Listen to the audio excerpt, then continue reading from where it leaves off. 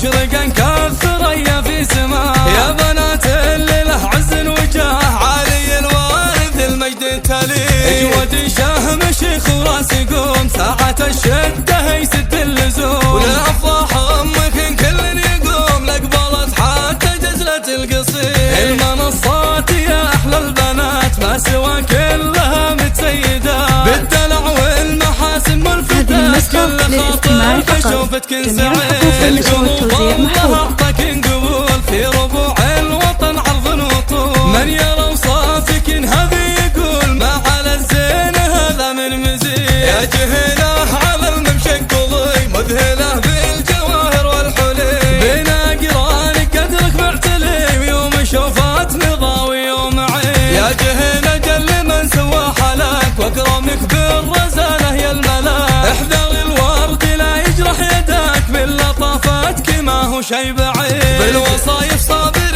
بالفعل غير وجهها وجه سعد وفارق.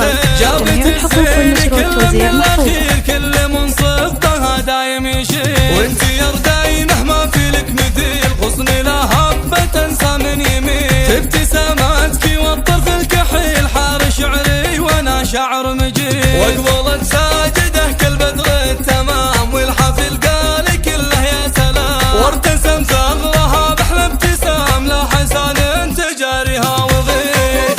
هذه النسخة للاستماع فقط. جميع الحقوق والنشر والتوزيع محفوظ. مرحبا يا فريدة الخصال يا بنات مهدي يزحون الرجال. انتن الزين وآيات الجمال وانتن اللطف والذوق الفريد. نورا ساحة الحفل ومساه واشرقا كالثريا في سماء. يا بنات اللي له عز وجاه عالي الوارث المجد التلي.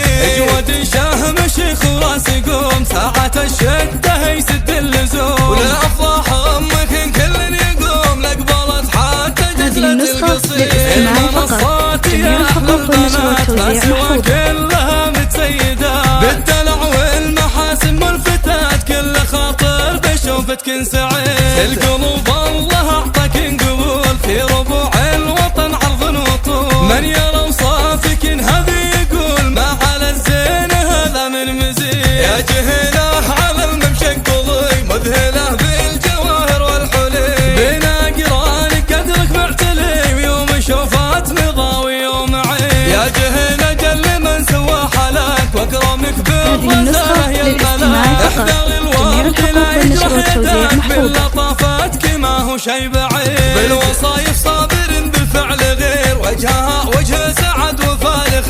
جابت الزين كل من الاخير كل منصف ضها دايم يشيل. وانت يا رداي مهما في لك مثيل غصن لا هبه تنسى من يمين. ابتساماتك والطرف الكحيل حار شعري وانا شعر مجيد.